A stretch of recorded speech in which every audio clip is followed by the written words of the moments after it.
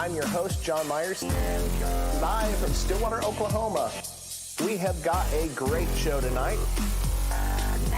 It's John Myers. Hey, everybody. Gotta have my notes. It's John Myers from the Kicker UnMasked Studios. Gotta have my notes. Alternator. Hey, everybody. We have fun. Hey, everybody. Hit like and subscribe. Right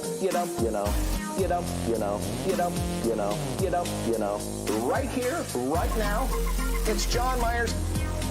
We like to give stuff away. Alternator. Post some more pictures. We got to thank Steve and Becky live from Stillwater, Oklahoma. Don't forget Texas Roadhouse right here, right now. Hey, everybody. Don't forget right here, right now. We have got a great show tonight. Hey, everybody. Had a great dinner tonight. It's John Myers. Right here, right now. Had a great dinner tonight. So, hey, everybody. So, housekeeping. Had a great dinner tonight. So, alternator. Housekeeping. Housekeeping. So, Tuesday night. Housekeeping. From the Kicker UnMasked Studios. Housekeeping. Right here, right now. Hey, everybody. So, it's John Myers. Hey, everybody. It's John Myers from the Kicker UnMasked Studios. Hey, everybody. From the Kicker UnMasked Studios. It's John Myers. Right here, right now. We have got a great show tonight. Hey, everybody. We have got a great show tonight.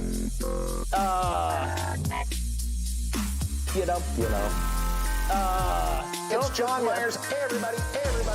Right here.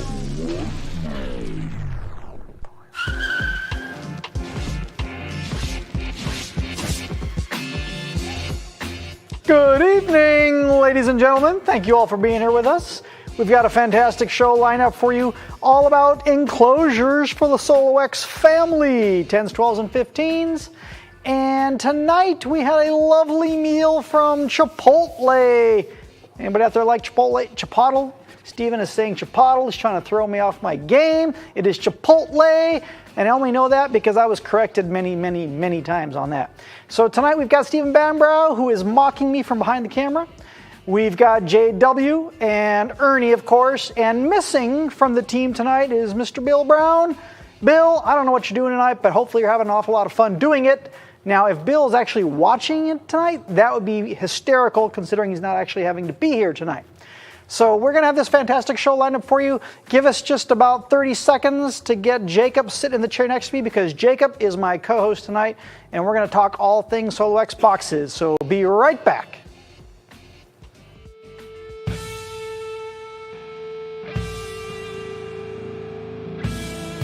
It's been a long road since the original Kicker christened that first pickup truck. It kicked off a car audio renaissance, and upgrading your music in a vehicle was a requirement. America's music machines became living loud over your passion, your emotion, your existence. Outdoors or on the open road, your sound is Kicker.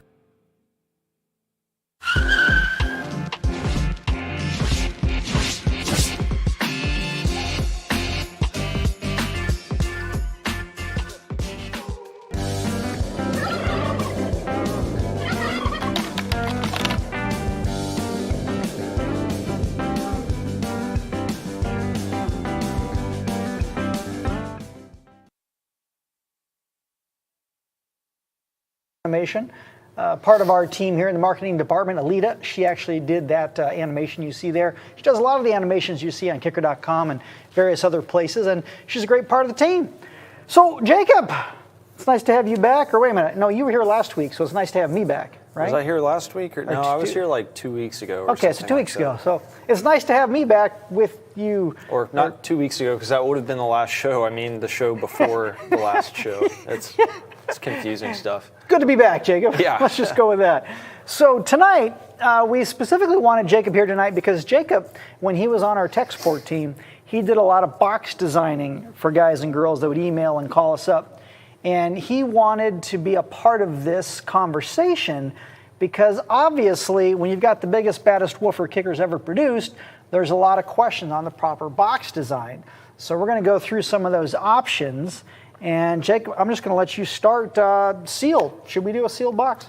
You can, but like as a company, what we recommend is a ported box because you're going to get the most output. It's not quite as like complicated to build as a Bandpass, but really it just gives you a better performance than a sealed box, particularly with these guys. These are high excursion, high output drivers with a ton of power handling.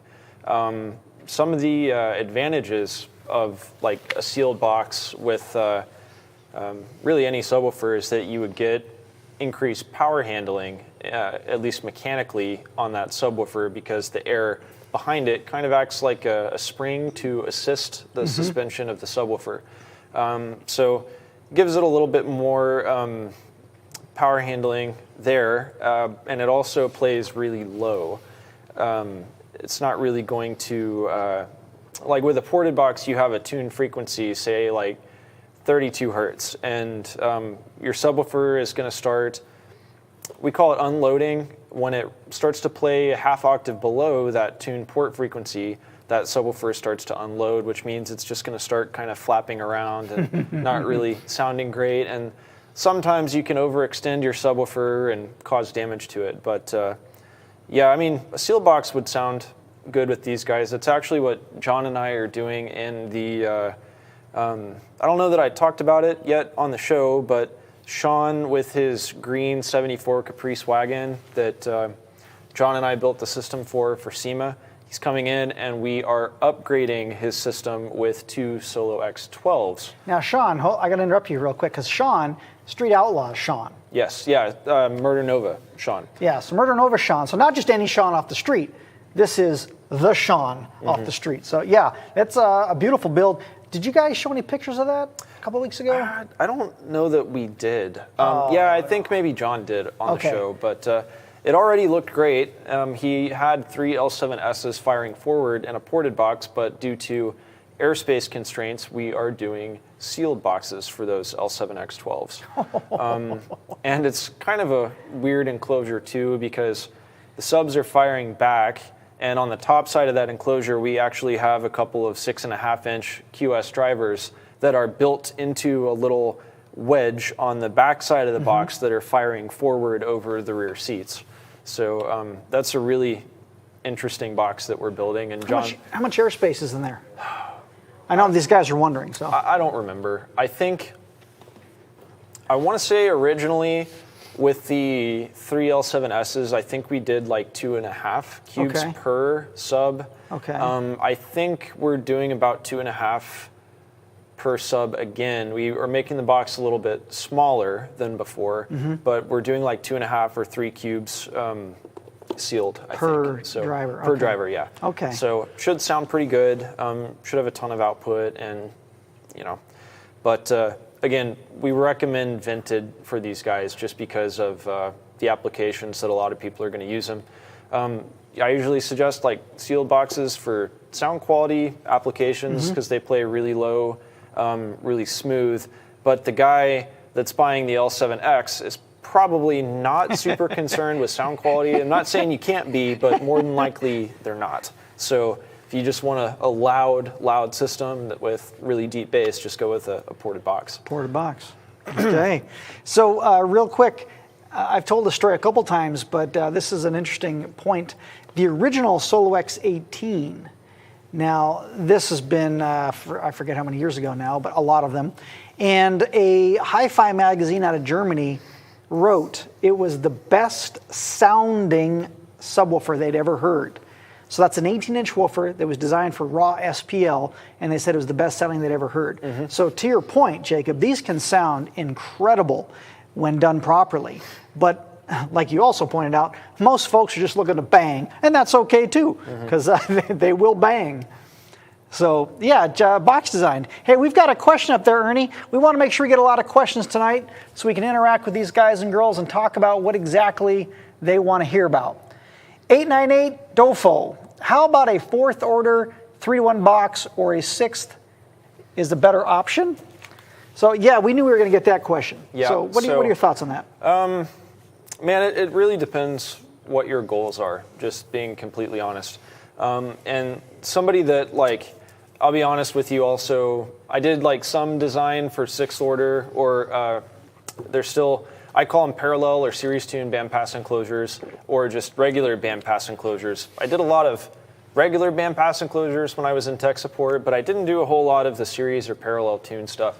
But messing with your airspace and your ratios in a bandpass enclosure is a good way to get different frequency responses out of that box. So like for most cases, and it's been a little while so I could be kind of rusty, but for most situations, for people who just want a really efficient or a really loud system that still sounds good, I would usually recommend like a 1-to-1 ratio bandpass enclosure. And depending on how you designed your port, it would get you like a pretty wide and smooth frequency response. Now, a bandpass enclosure frequency response is going to look something like, is this a pen? Yeah. Can I use that? Okay. Twist it. Cool. So like a bandpass enclosure is going to have a frequency response that looks maybe something like this. I don't know if you guys can zoom in on that and show it on the camera. But if you notice, it's going to roll off on the top and the bottom, and you've got probably pretty hard to see. Let me get you a marker. A marker would be awesome. Excuse us for 1 second while Aaron digs in his backpack. So this is a good topic because not everybody understands what happens, what the sacrifice is with a bandpass versus a traditional ported or even sealed. So this is a good conversation because if you're looking to play music, then this may not be the best way to do your design. Well, that's not necessarily true. So it'll look something like this. It's kind of a really rough sketch, but it's going to have a roll-off on the... There's the Thanksgiving video. It's going to have like a roll-off on the top side and a roll-off on the bottom side. It's why we call it a bandpass enclosure, because it passes a certain band of frequencies. Now, depending on the airspace ratio of your box, it'll be more peaky or less peaky, meaning like instead of having a nice flat frequency response like that, it could go up a little bit higher, or it could go even higher and have a really sharp peak in frequency response, and it would be like a one-note wonder enclosure where, you know, maybe somebody for competition wants something like that with a really peaky frequency response at one set frequency. But for the average guy that's like wanting to listen to music, usually I would just do like a 1-to-1 bandpass enclosure, something like that, maybe like 2 cubes and 2 cubes on an L7S12 or something, and that's been a little while. Now, like a 6th order is what a lot of people call them.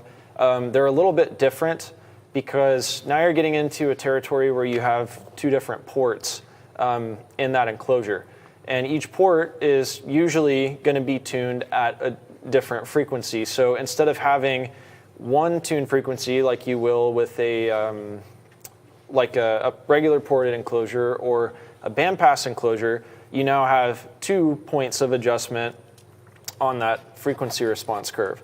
So maybe just something like this. I'm just spitballing, but it's going to not look exactly correct, but the bottom one here is kind of what you would see with like a series or parallel tuned bandpass enclosure.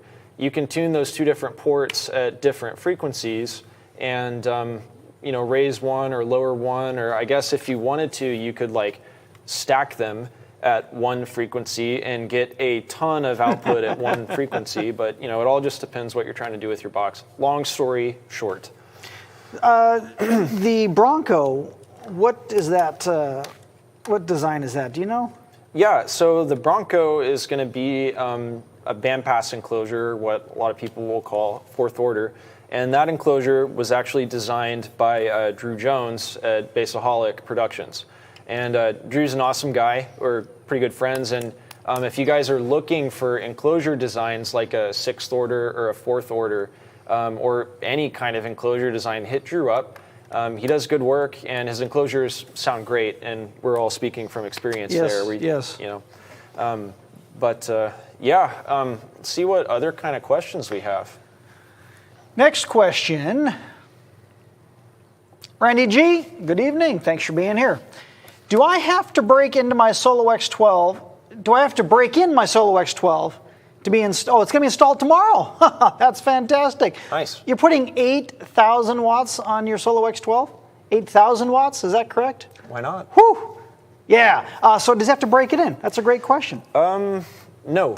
So no break-in is required with any of our subwoofers. Some people recommend a break-in because it'll help loosen up the suspension on the subwoofer and maybe give you a little bit deeper frequency response. But a break-in isn't required.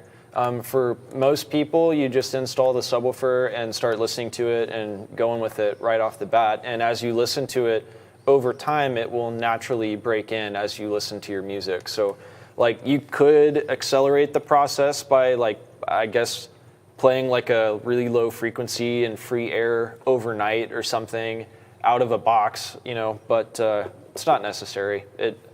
It's your sub, just do with it what you will, but you can just listen to it right off the bat, man. Good question, Randy. Thank you. Next question. Andre Gamboa. I hope I said that right. Good evening. Thanks for being here tonight. What is the suggested square inches of a port area per cubic foot? Also, we need a SoloX 8. Thank you. We'll note that about the SoloX 8.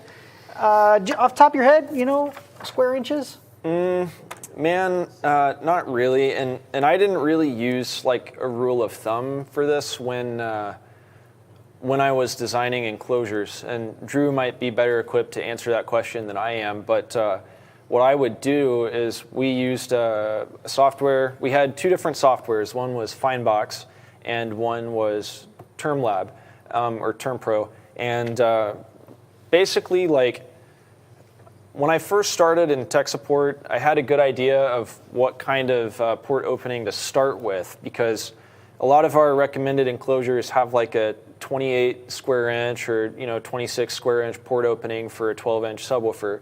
And so I would kind of plug in some numbers to start with, or I knew roundabout where that port opening needed to be. So I would kind of start with like 28 square inches and then adjust it as necessary depending on the tuning frequency that I was looking for. I really don't have a rule of thumb for that, but with the software that I used, it just took like some tweaking on my part, and I would usually end up somewhere between like 26 or 32 square inches on the enclosure.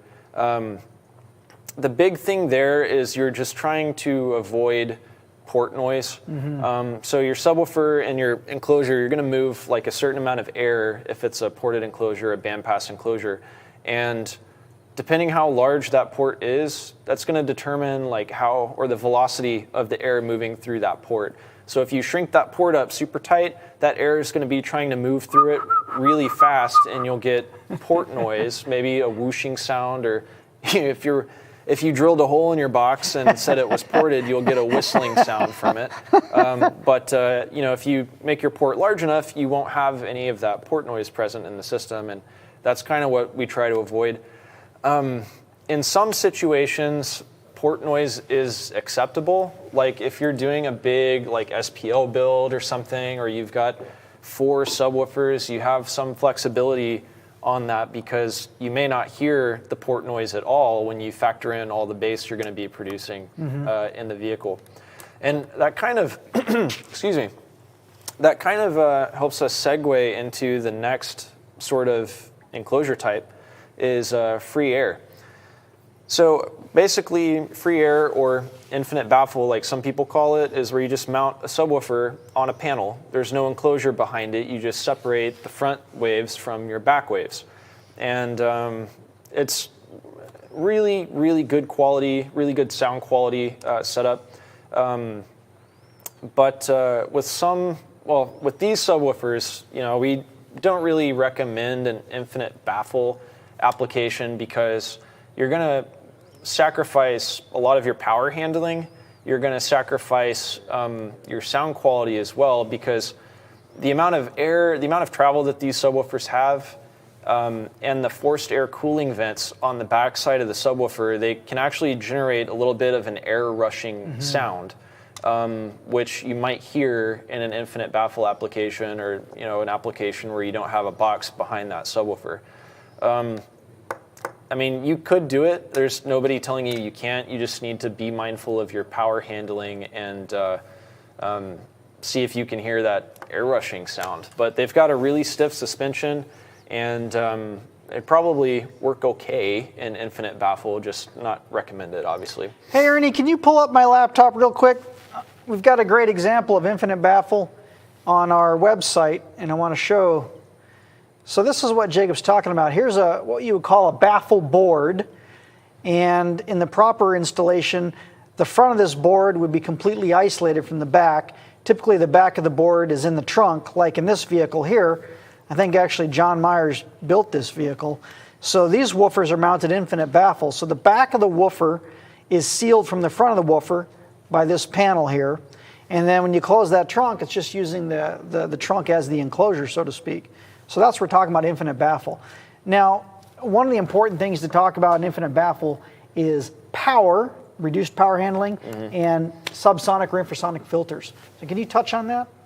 Yeah, power handling, again, if you've got your subwoofer in a different type of enclosure, like a sealed or a ported box, that enclosure is kind of contributing to the power handling, the mechanical power handling of the subwoofer. With that kind of air spring effect that we talked about a minute ago.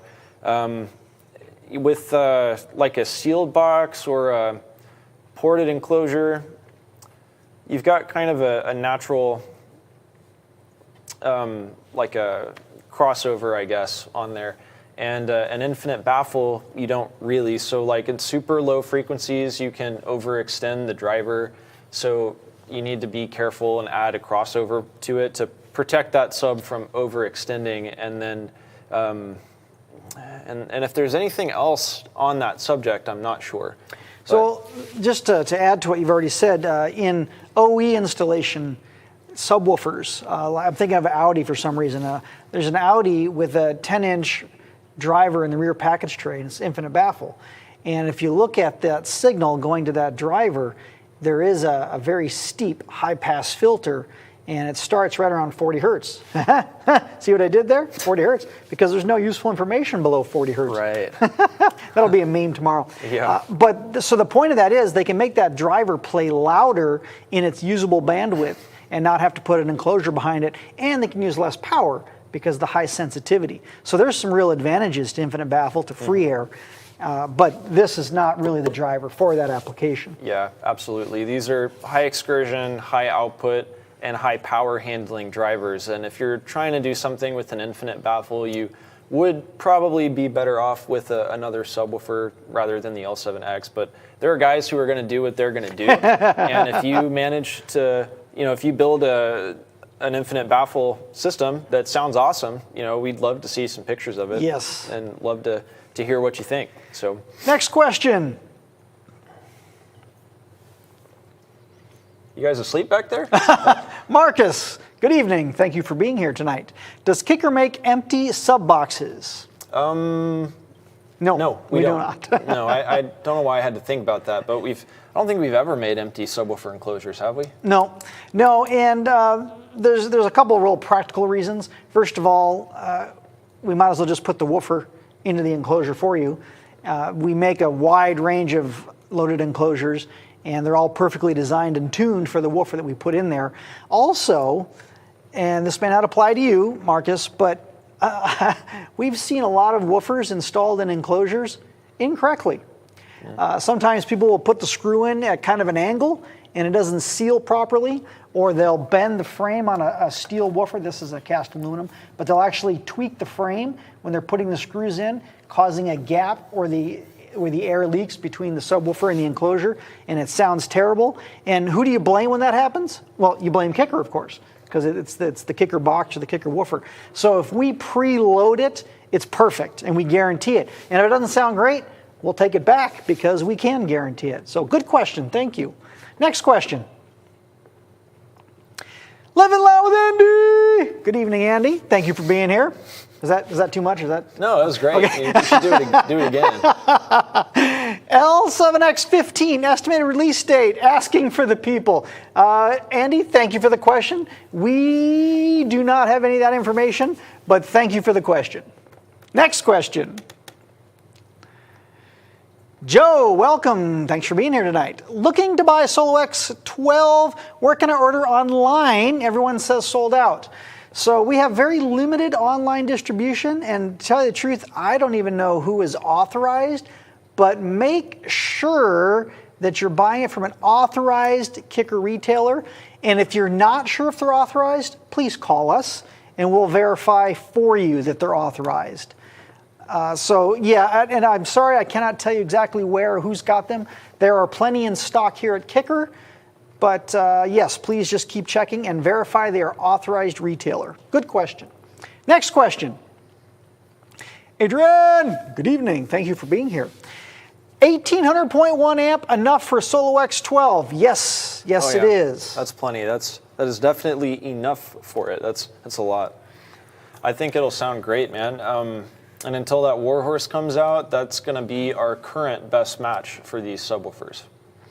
You can always be sure that a Kicker amplifier makes probably 10+% more power than it's rated for, and the 1801 is absolutely no slouch. Now, personally, I would run that at 2 ohms versus 1 ohm, and I say that because that amplifier is the same power at 2 ohm or 1 ohm, but you're actually working less at 2 ohms than you are 1 ohm. So your electrical system will thank you on 2 ohms. So good question, thank you. Next up, Rodney, good evening. Thank you for being here. Are all your SoloXs rebuildable? Yes. Goalpost. Yep, they are. 10, 15, 12, rebuildable. Yep, these ones are actually rebuildable without any glue. So there are, let's see, 16 bolts. Yeah, sorry. A little bit slow today. That's all right. There are 16 bolts that hold the spider landing in place and the top trim ring. Once you get those out, the entire cone assembly just slides out of the basket and just put it right back. Look at this guy. Yeah, there you go. That's exactly what I'm talking about. So that thing pulls right out, and then you can rebuild it and put shims through the forced air cooling vents in the back of the subwoofer to align the voice coil. Put your bolts back in and you're good to go. We're going to give you the close-up here. Thank you, Stephen, for being on top of things. This is why we love having Stephen in the studio with us. So this is what Jacob's talking about. These are what we call the soft parts. So the cone, the surround, the spider, the voice coil. These are the parts that we can replace simply and relatively inexpensively. Of course, the most expensive part of this thing is the magnet. That's where most of the money is spent. That, and of course, the guys and girls that design the thing. Mm-hmm. So if you do happen to shuck this coil or burn it up somehow, yes, you can exchange these in the field. And you'd have to go to kicker.com, but I think the replacement cone's about $200, $250, something like that. Well, much cheaper than a whole one. Yeah, it's much cheaper than a whole new subwoofer. So, good question. Thank you. Next up, what do we got? Lots of questions tonight. Thank you, guys. Dean, good evening. Has Kicker thought about making boxes specifically for the L7X? We've thought about it. We don't have any, and we're not coming out with any, I don't think. But yeah, we've thought about it, definitely. So to expand on what Jacob what he has said, this question has come up specifically from our dealers. There are quite a few dealers around the country that love supporting these woofers, but not a lot of customers want to pay the price to build a custom enclosure. And I get it, because you're talking a very expensive design and then build for your subwoofer. So the questions come up, are we going to design and build our own preloaded enclosures? And we have mocked some up, and they're pretty fantastic, but there are no current plans to sell any. But thank you for the question. We'll add that to the list. Well, and also, I mean, think about the kind of box you have to have for one of these, like a double baffle. It's got to be big with a lot of airspace. And then with the subwoofer installed in that box, you're probably looking at like 100+ pounds for a subwoofer enclosure. That would be a lot of money to ship, and it would be, I mean, you'd probably need a second person. A pallet. A pallet, exactly. Yeah. They would all have to be shipped on pallets. So yeah. I think it's a matter of logistics, probably. That's a big part of it, for sure. Thank you. Good question. Next question. Hayward, good evening. Thank you for being here. Will undersized box choke the speaker? Not like that. Okay. But, I guess it depends on what you call choking, the speaker, whether you're talking about reduced performance or damaging the subwoofer. And I don't know that I've ever seen one of our subwoofers get damaged from a box that's too small, but I do know that your performance is really going to suffer if the enclosure isn't large enough. And what I mean by that is with like a ported enclosure, if you make it too small with too small of a port opening, it can be really hard to achieve a low tuning frequency, and you may not get that deep bass that you're after or the output that you're after. And if your sealed box is too small, again, you're sacrificing your low-end extension on your subwoofer. So I guess if you consider like choking your subwoofer to be loss of performance, then absolutely. But I don't think it can cause physical damage to a subwoofer. If it can, that's not something I've seen. I would say rule of thumb, and correct me if you think I'm wrong on this, rule of thumb, I would rather have a small driver in an enclosure that's too large as opposed to a large driver in an enclosure that's too small. Yeah. Because of the extension and the sensitivity and the output. Yeah, I absolutely agree. You can get a lot out of a couple of 8s or even a couple of 6.5s if you have the right enclosure for it. But if you try and stick a 12 in that space, whether it's, you don't have enough airspace from your lack of mounting depth or just lack of area to put your box, you're not going to be happy or satisfied with it. So speaking of smaller drivers, so John Myers drives a pickup, and he put a pair of our 6x9 components in the doors of his pickup, and he properly prepared the doors, I think 2 or 3 layers of hush mat, and properly sealed, and oh my gosh, there is a ton of bass coming from his doors. It is unreal. So yes, a pair of 6x9s and a properly tuned door with the right amp on it, and you can get some really serious bass out of that. So yes, smaller drivers, properly designed enclosure all day long. Next question. Tim asks, good evening, Tim. Is that Tim Smith? That's Tim? not our Tim. Tim, There's no way. You should be in bed, Tim. You're an old man. Is there any way to purchase the mid-bass speaker from the KSS 269 component set by itself? If not, are there any plans to offer the mid-bass package as a two-way? So I'm going to let these guys in on a little secret, whoever's watching. We do have a singles stock of drivers that we mainly keep for warranty purposes. But if you were to call in and say that you blew one of your 6x9 mid-bass drivers and they're out of warranty, they may be able to sell you a single mid-bass driver to get you a replacement, assuming that we have them in stock. So we do keep singles on hand of all of our current product.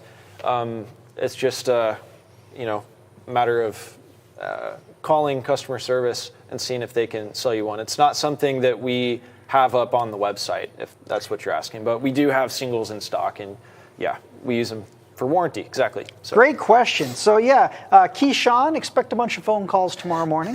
Yeah, Jolene, Keyshawn, I'm sorry, you guys. I just threw you under the bus, but. Good question. Next question. We got so many great questions. I know. Sean, good evening. Thank you for being here. What kind of preloaded truck boxes are you guys coming out with that would fit a 2020 F-150 crew cab? Oh, I love this answer. Yeah, so we actually have some new products that we have unveiled at SEMA this year, and one of them is a factory fit truck enclosure that goes underneath the rear seat.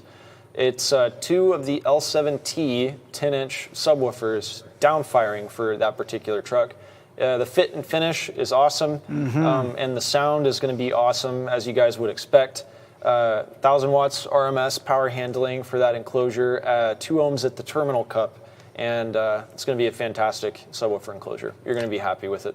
I would use the CXA 1201 myself, and I would gain it properly. I would gain it so that you're putting out 1,000 watts into that enclosure, but the CXA 800.1 would also work because at 2 ohms it produces 600 watts. So I'd go a little more power, but a lot of guys like to go a little less power too. So good question. Thank you very much. Did we skip over anything here? We kind of ran right through your section, so I want to make sure. My section? No, we got everything. Okay. Yeah, we're totally okay. Bobby, hello, Bobby. Good evening. Aaron, that's me. So you're saying it'll play below 40 hertz? Okay, so I'm going to stand up here. I'm going to say this real loud and clear. Yes. It'll play below 40 hertz because there is some useful information below 40 hertz, as Clippo informed me of. So yes, but thank you. Good question. Good question. Next question. Choke change. Boy, I haven't heard or said that out loud in many, many years. Choke change. Any update on the L7X 8 and 18? I know nothing about an 8-inch L7X. Mr. Irby did let the cat out of that 18-inch bag. Boy, that was like a year ago or so. Oh, yeah. But no, there's no updates on it. Thank you for asking. If you need some bass today, that's the one you want, the 15. The 15s sound really good. If you guys weren't at SEMA, we had a pickup truck there with a wall ported enclosure in the back that had 4 of the L7X 15s, and it played super low and super smooth and very loud. It sounded awesome. Yeah. In fact, Tim Smith drove that truck, and our Tim Smith, not the one on here. Tim Smith drove that truck, and he said it just might be the best sounding demo vehicle that he has worked on for Kicker. And that's saying a lot because he's built a lot of vehicles. Now, is it as loud as the Bronco? No, but it's not supposed to be because it's more of a high output sound quality build. So that's high praise from Tim. Next question. Here we are. Rodney. Good evening, Rodney. Will the Kicker Warhorse be coming back out, and will the 15 SoloX hold that? Yes.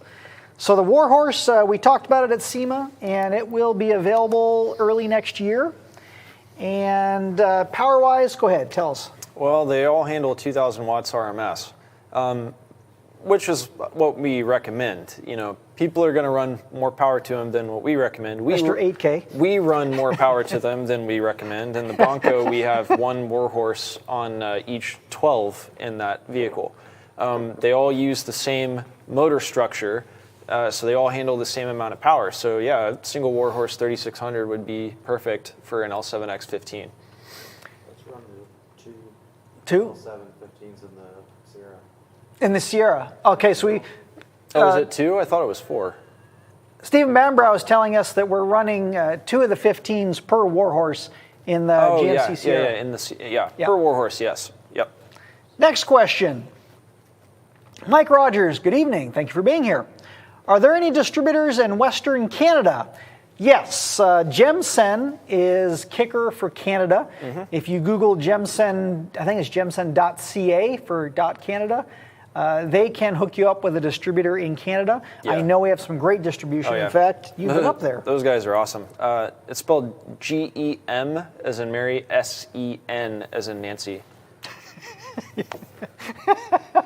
So yes, they can help you out. Ask for Mike and he'll hook you up with the correct distributor or partner. Good question. Next question. Shanzi, good evening. Thank you for being here. When can we expect the Warhorse? I think I already said that, right? Yeah, like next year. First quarter. Early next year, yeah. First quarter next year. And again, we will not ship it till it is exactly right and until we have enough of them to supply the demand. So when we ship it, there'll be plenty to have. Thank you for the question. Next question. Motorsports. Let's just say motorsports. What's the MSRP on the 3600? I do not know. Jacob and I try to avoid pricing because pricing can change without us knowing about it. But if you go to kicker.com, that is where you'll find the real price. It'll be the suggested retail price on kicker.com. I don't think it's up yet, but I don't have pricing available. Thank you for the question. Next. Randy, good evening. Will there be grill covers for the SoloXs? This has also come up. And we were talking with the engineers about this very topic. Actually, at SEMA was the most recent conversation about this. And right now, there's no plan for a grill. Of course, part of the challenge is the incredible excursion that these have. And you just don't want to have a grill that's bouncing off the surround. Yeah, that's the real challenge with these guys. So, I mean, once you get them in an enclosure that you're happy with, whether it's any of the types that we talked about earlier, is dealing with the excursion as far as finding your grill. So, none of our current ones will work because I think, like, if you took the, do we have one sitting out somewhere? I want to show if we do. I don't think so. But if you took the grill from the L7S and set it on this thing, number one, the holes I don't think would line up. Nope. But number two, the surround would be touching the grill before you even play it. The surround is just so tall on this guy that, I mean, you would have to either space it out really far or, I mean, honestly, build a custom grill.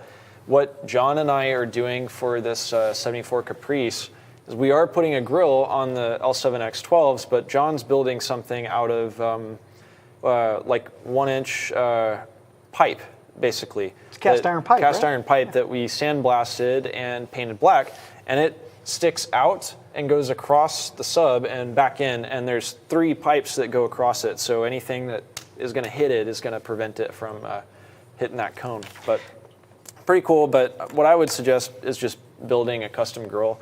One that like fits the look of your vehicle. Let's take 2 more questions and then we'll move on. We've got a couple more things to talk about tonight. So 2 more good questions, please. Ernie, what do you got? Rodney, good evening. Thank you for being here. Are there special screws to mount your SoloX and are they provided in the box? Nope. Nope, I don't think so. No, they're not. I could be wrong on that, but I don't think they come with any special screws. You want to be sure that it's properly secured. So probably like nutserts and like a metric threaded bolt or something like that would be what I would suggest. But good question. One more question. Jay Lee, good evening. Thank you for being here. What's the largest recommended for the SoloX 12? Largest. Ooh, you know, let me go to our website here real quick. You're asking a good question. Isn't it like, well, I don't know. I want to say it's close to like the smallest size for any of our other 15s. Like I want to say it's like 3.6 or some 3.8 or something. Yeah, but Aaron will tell you for sure once he gets it on the website. Get the, but it's a big box. I mean, these subs move a ton of air. They really like a big box that's tuned low. I think the port has to be like 30, how many inches? 36.5 inches in length for the port. Yep. And it is 3 cubic foot or 84.9 liters. So 3 cubic foot. Yep, so that's what we suggest. But that, keep in mind, I don't think that includes the port dimensions. So Correct. You're looking at 3 cubic feet plus the 3.5 by 13.9 by 33 port, which I think brings it up to like 3.8 or like some sort of massive. Yeah, huge enclosure. Good question. Thank you very much. Okay, so let's take a quick break, and then when we come back, we're going to talk about some of the technical issues that have come up over the last couple of weeks, and we've got some pictures to share with you guys and girls, And we might even have a guest. I've got a little birdie in my ear telling me we might have a little guest. So that's kind of cool. So we'll see you back in about a minute. Something about your hands on the wheel, got a sexy touch. It's enough to make me and my Chevy blush. So long. Take it all off of that highway. Turn me on, I'll let you drive, baby. You can take it fast as you want to. Girl, little dirty looks damn good on you. Start me up, Stones on the radio. Girl, I love it when you let go. Don't waste your way in the wrong way. Get off on some 4x4 play.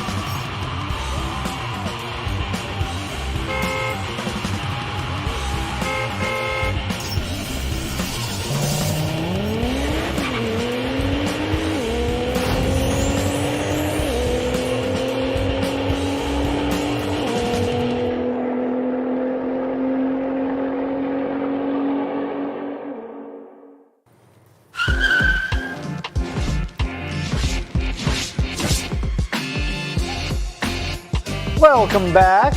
Stephen Bambrow had a funny question actually during the Dude, break. I'm glad you're bringing this up. Yeah. Go ahead, Jacob. Oh no, man. So Stephen, in the break, Stephen was like, "Guys, could you use a passive radiator with an L7X?" And we both just kind of like looked at each other, and Stephen was like, "What if we used a recone kit to?" And just so like I'm sitting here thinking, I bet you could if you just cut the voice coil assembly off, or and kept the spider, bolted that to something, and bolted that to the front. I bet you could, but. That's an interesting concept. Yeah, but why? Okay, so that's a lot of over-engineering. Maybe that's something we do one of these times. Just build a goofy box and see if it. Yeah, why Write not? that down. That's a good idea. Okay. All right. So tech questions. We love to get tech questions. And some of the things that have come up this week, Jacob, what's something that's been on your mind or something that's kind of been challenging recently? Well, the thing that's been challenging lately hasn't really had anything to do with our products. It's been like custom fabrication stuff and how are we going to do this and stuff like that. But as for like right now, actually thinking about it, so besides the Caprice, John and I are also working on a 14 or a 15 GMC pickup truck that came in with a Bose audio system. And Bambro's been working on it with us too. And we're trying to put in couple of CXA amplifiers. I think it's a CXA 1201, CXA 364, and then we're doing CS speakers in the front, DS in the rear, and then we're doing one of the preloaded pickup truck boxes that is designed to fit in those pickups.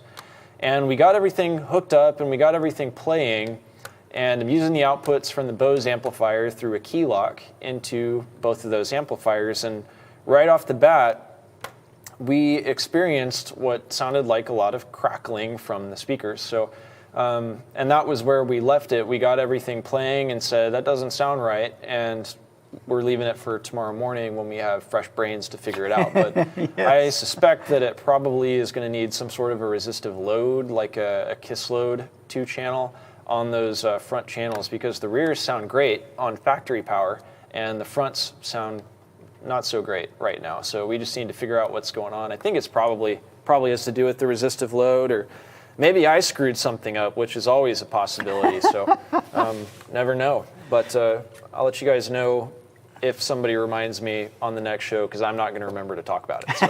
So. So another challenge that did come up that I really want you to talk about is, so a few shows ago, maybe 2 months ago now, we designed and built a system for Abigail in the marketing department. Yeah, that's right. And you guys ran into a very unique challenge. Could you tell us what that was? Yeah, so What we had done was we installed a key 200.4. We had installed a PTR TP 12-inch subwoofer enclosure, one of the self-powered ones, and we installed a key lock in her car. We get it all installed, we run the setup on the key lock, and everything's working and sounds great, and we send her on her way. She comes back the next day, and her car died overnight. She had to jump her car, which is a hybrid, by the way.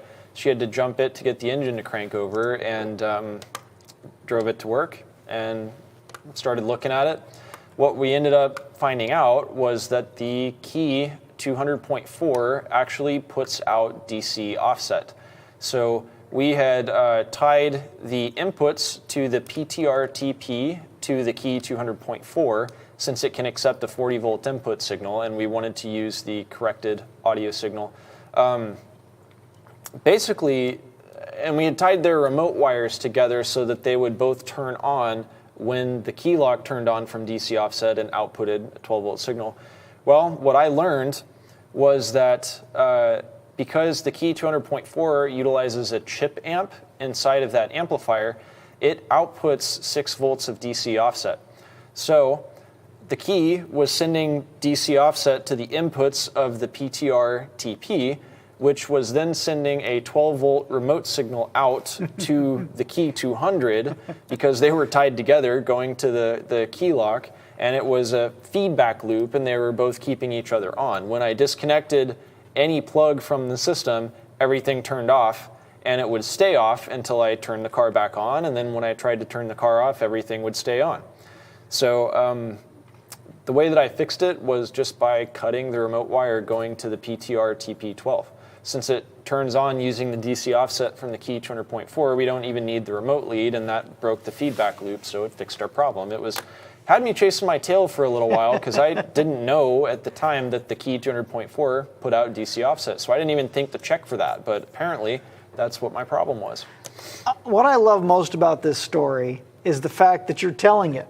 You've got the humility and the strength of character to say, hey guys, I screwed up, and here's what fixed it. Because this is an expert. This is a guy that does this for a living, and he makes mistakes too. And when he told me about it, I was just baffled because it never would have occurred to me either.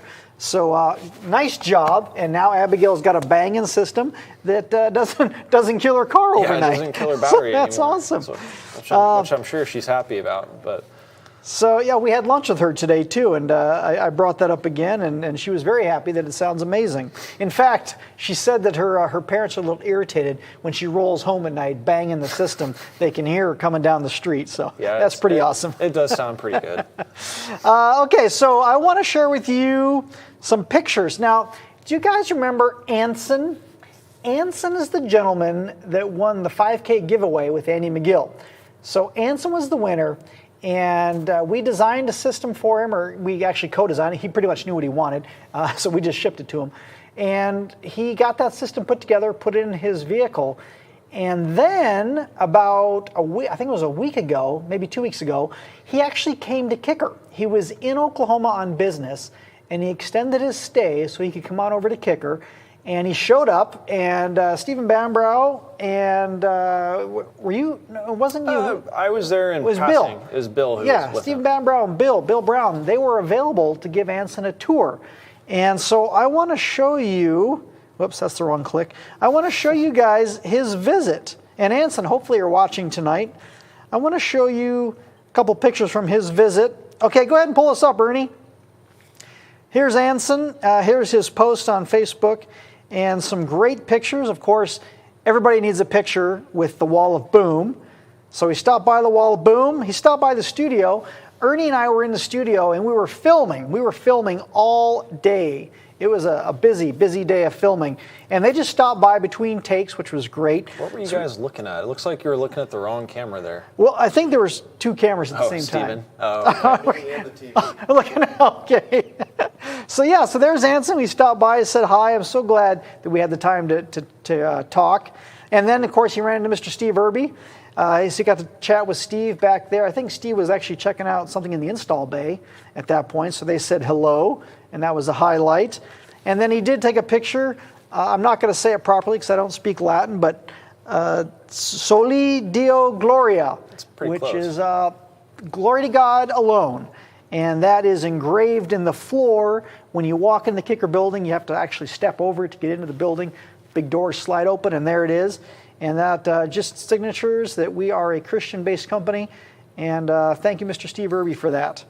Hey, So, side note, sorry to interrupt you. Sure. Did the contest end 22 minutes ago, or does it end in 8 minutes? the contest for tonight? Yeah, the giveaway. Yeah, that ends in 8 minutes. Does it, or did it end already? Oh, it ended a long sorry, time we ago. blew right through sorry, it. Guys. Sorry, guys. Okay. All right, so there's Anson's visit. But I also want to show you Anson's build, because Anson is a true kicker fanatic, and he's got a Trans Am, a vintage, authentic Trans Am. Let me get Not this a first fake picture. Trans Am? It's not. Whoops, that's not it. That's not it. Okay, Ernie, pull up my laptop, please. So this is his TA that he's rocking. This is such a beautiful car. Man, when I was in high school, this was like the thing to drive. You know, that was my first ever car.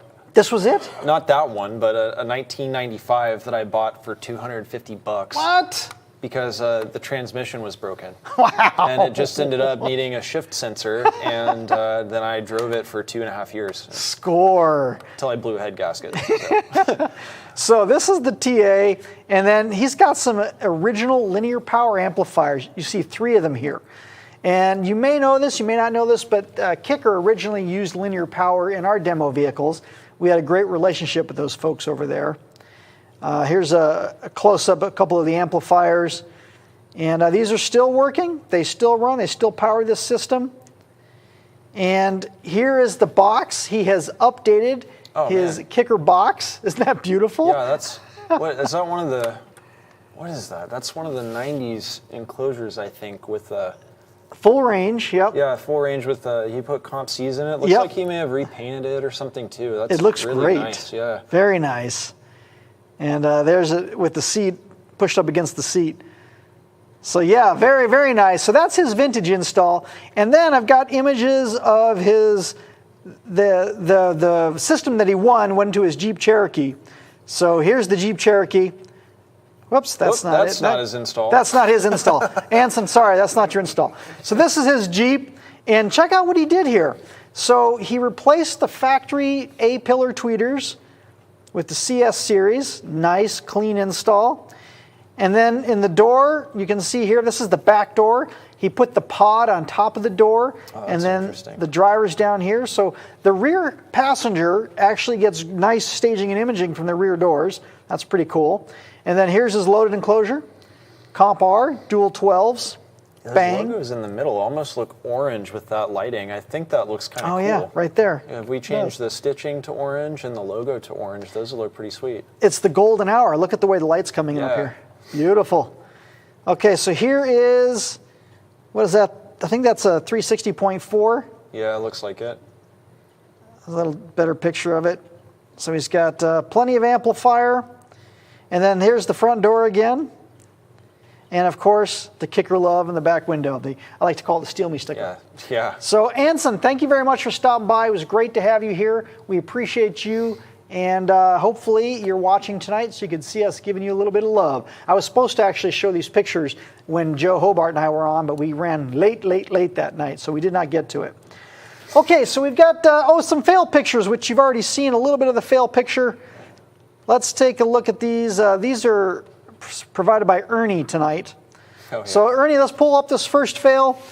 So now, if you look closely, you've got power and ground, and they're touching. Dude, if they're not touching, dude, I don't even know. You could maybe put a piece of paper in between those, and dude, I don't even know.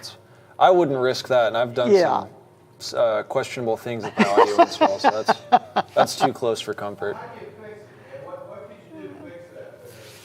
Take off the ferrules. Well, light a match and burn the car down. That's what you could do to fix it.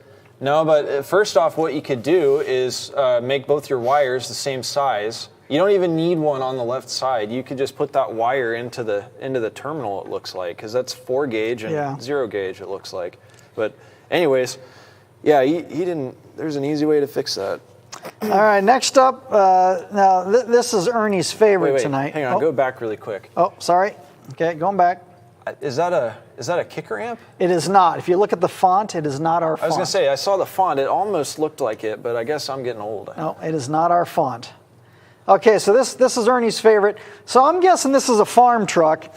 And this guy took what looks like probably a Sony speaker from a home audio system and just cut it into the door. Can we?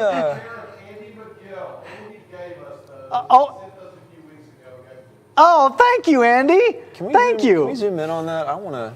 It's going to get a little grainy, but we can go a little bit. Why is there a hole, first off, that goes through the whole door on the... Oh, that's how you open and close the truck door.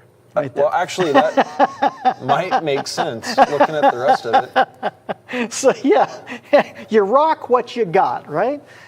Looks like he tried to save the original door panel on there, too. It was cardboard, I think. And I wonder if the 6x9 is wired in parallel or series. I don't know, man. There's no telling. All right, and then the next one, this is pretty beautiful, too. So... This is thank you, Andy, for hooking us up tonight. You know, in this guy's defense, it looks like he might be mocking something up or trying to figure out placement for his drivers.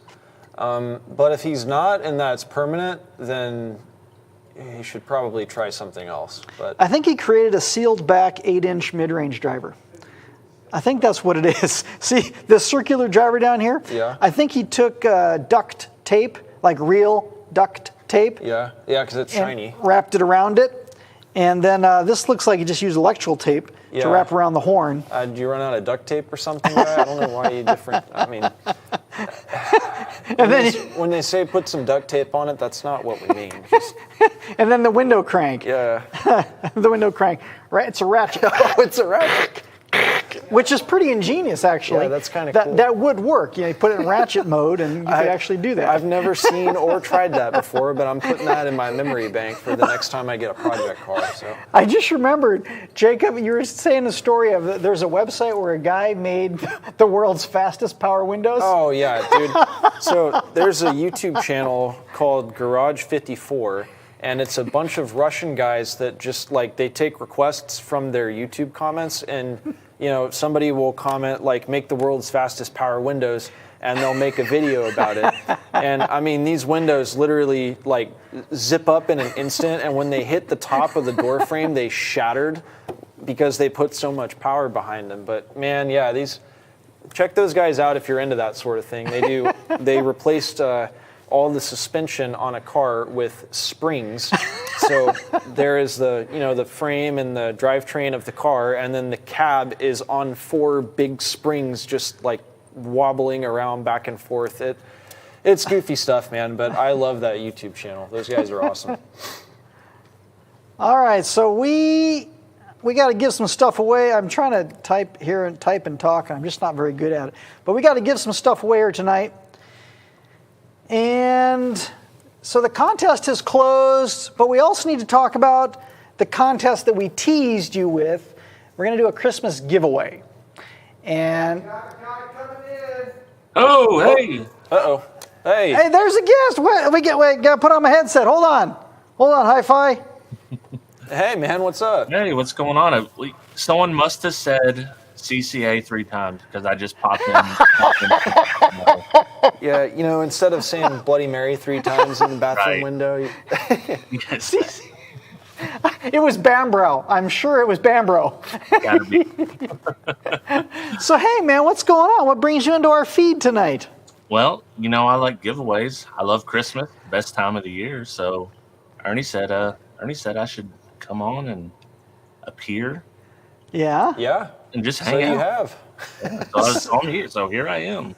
So do you have an elf outfit you're going to put on for us or something? Or Listen, I have a Santa hat that I could not find. I looked everywhere for it, and I could not find it. Otherwise it would man, we've got an elf costume here in the studio. If you want us to mail that to you, they put me in that sucker last year. So it'd be awesome for you to wear next time. Or he could just come pick it up. Yeah. I got a feeling I'm not going to fit. I got a feeling I'm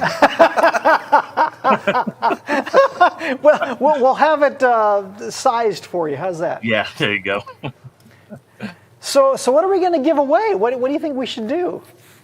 I think you should give away a whole system. Why not? I mean, if you're going to do a Christmas giveaway, why wouldn't you? So make somebody's Christmas pretty awesome, I think.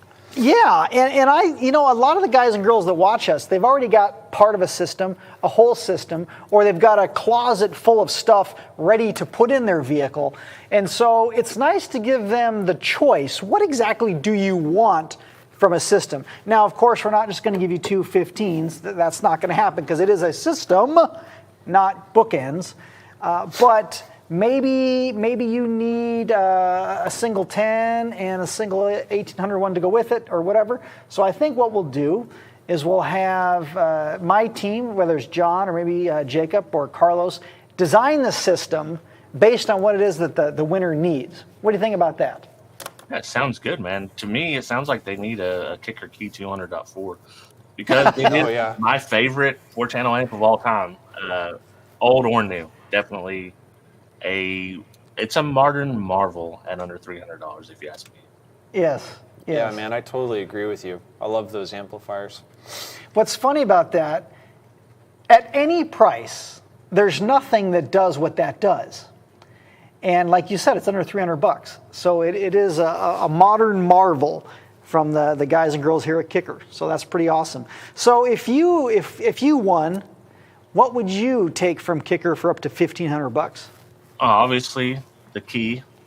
You can get that. You're gonna need a wiring kit. Yeah. Yeah. CCA? No, we don't have CCA. No. We'll settle with OFC if we have to. $10. Okay. If you have to do it, you have to. Then obviously, I'd probably go with like the KS component set because I think that would be. You don't want to go too overboard on it, but that's a really good value component. Yes.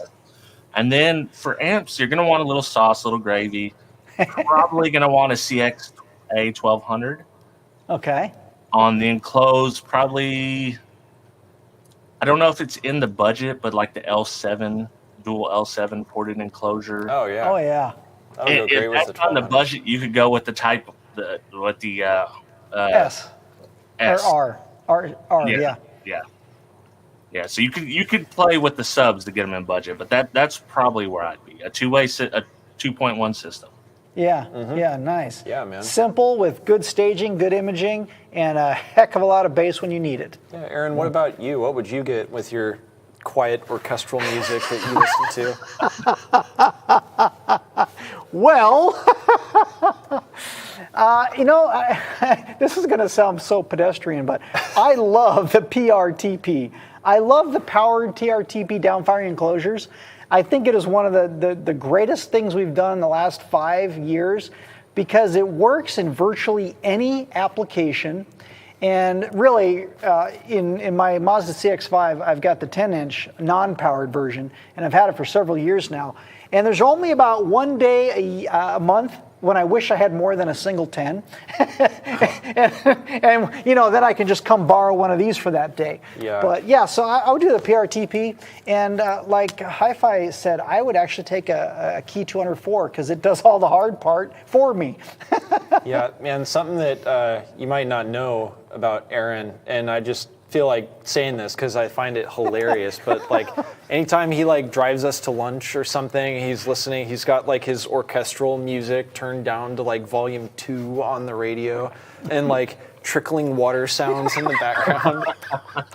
Dude, it's so funny. And like for a guy that works at a car audio place, it's just like, it's so bizarre. I've never heard this guy listen to loud music in my entire life. Like when you walk into his office and you're like, hey, Aaron, I got a question for you. He's like, yes, sit down. And he turns his orchestral music from 2 to 1 so you can talk.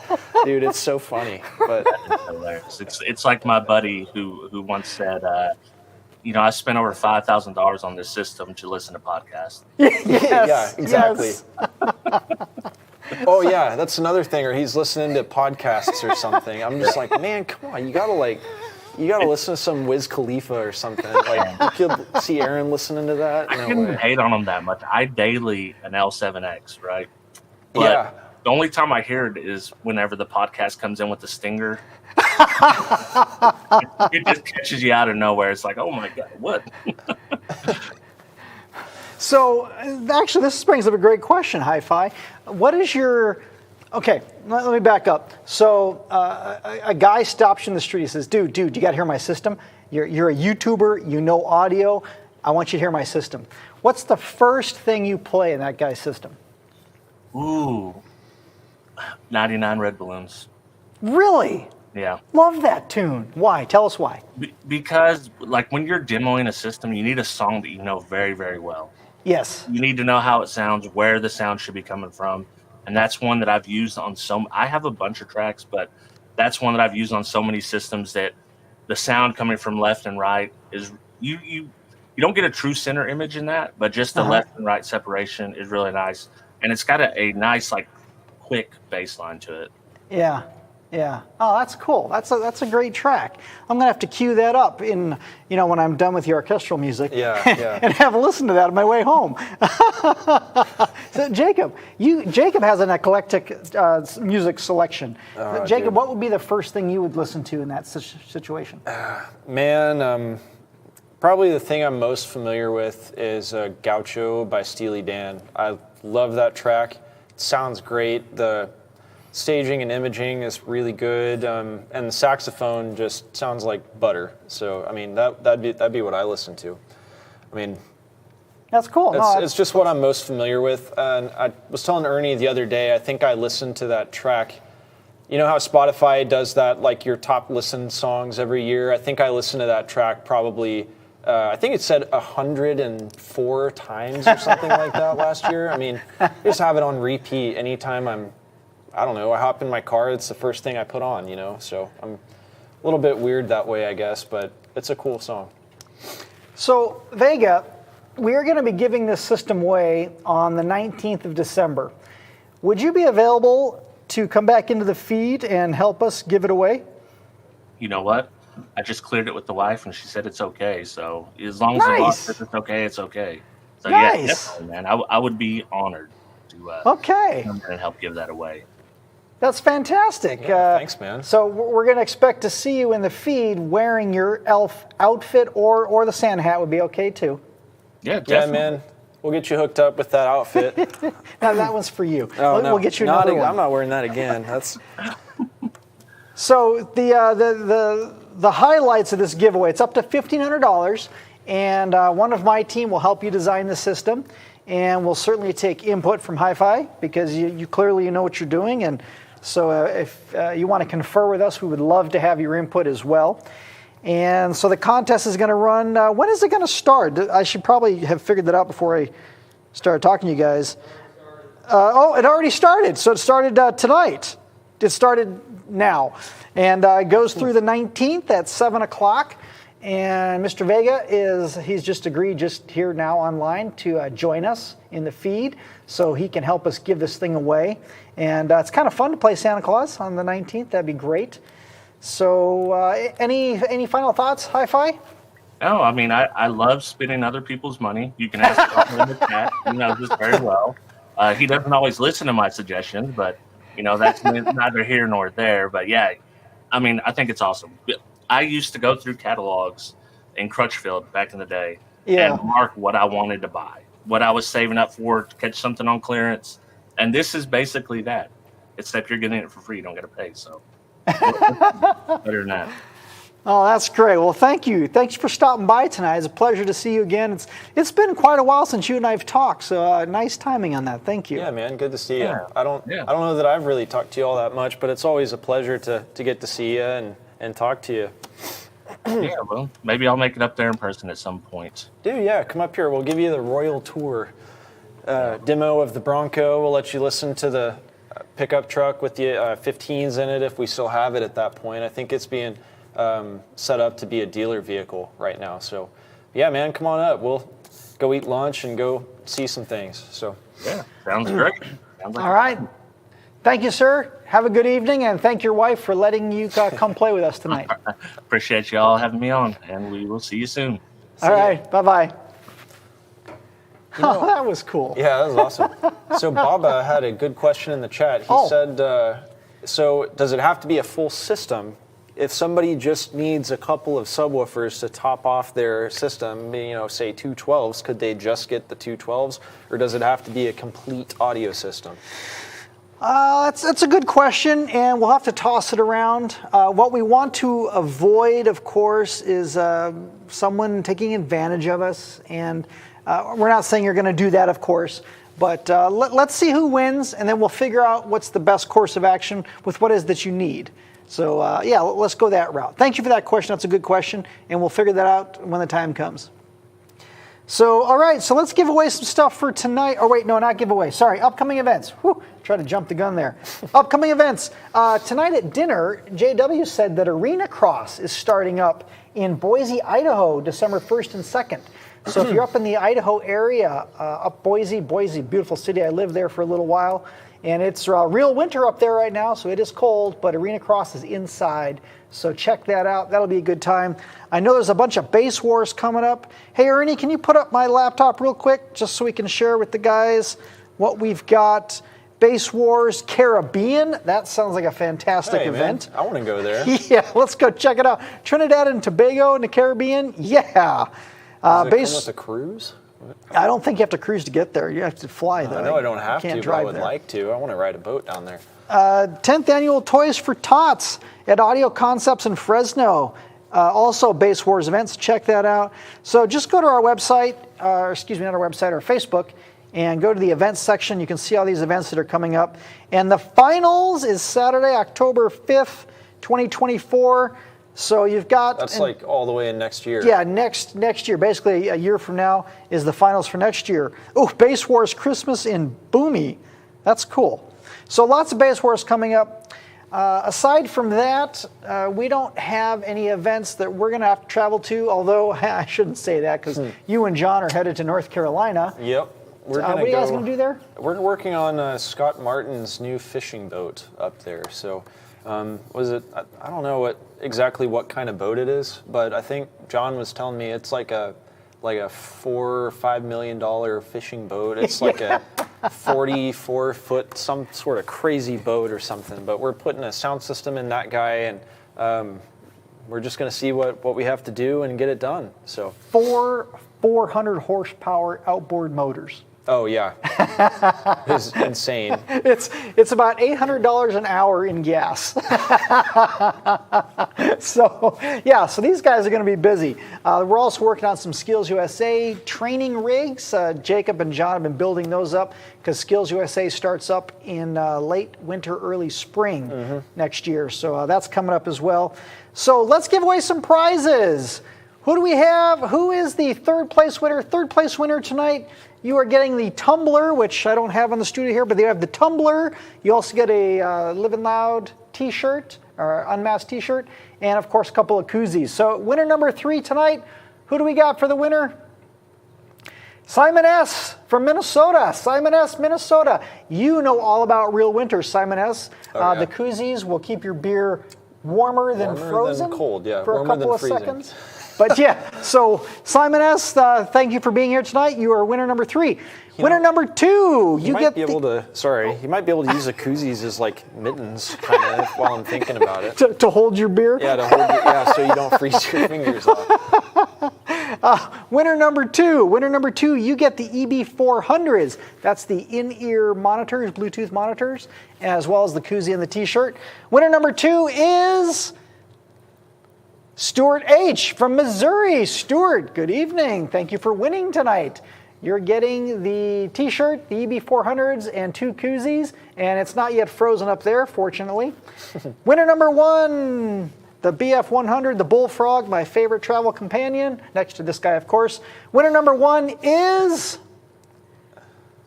Sean W. from Missouri. Yeah. Sean, are you guys watching together? Was that 2 Seans from Missouri? 2 Seans? Double check that. Did Sean win twice? No, Stuart. Okay. Oh, don't throw me off. So Sean W. Missouri, congratulations. You're number 1. You get the BF100, the Bullfrog, a T-shirt, and a couple of koozies. So there you are. There are our winners for tonight. And because that Christmas giveaway is live, go ahead and enter that at kicker.com/giveaway. That's where you can enter. Oh, there it is. Thank you, Ernie, for putting that up. Tonight, Andy McGill is having an after show. So if you're still bright-eyed, bushy-tailed, stick around for Andy's after show. He always does a great wrap-up. And actually, I would say he might be a little more fun than we are. I've seen his show. It's pretty high-tech. It's good stuff. Thank you, Andy. You can win prizes and stuff. And next Tuesday, Andy, 7:30, Kicking It with Andy. He's going to do his show next Tuesday because we are off. Our next show is December 5th, and I'll be back as your host. 2 weeks? And yeah, 2 weeks. I've already forgotten what we're doing, but it's going to be something really cool, I'm sure of it. So thank you guys and girls for being here tonight. Ernie, we're going to land this plane, so get ready. We will see you guys in 2 weeks. Good night and happy Thanksgiving. Have a good night, guys.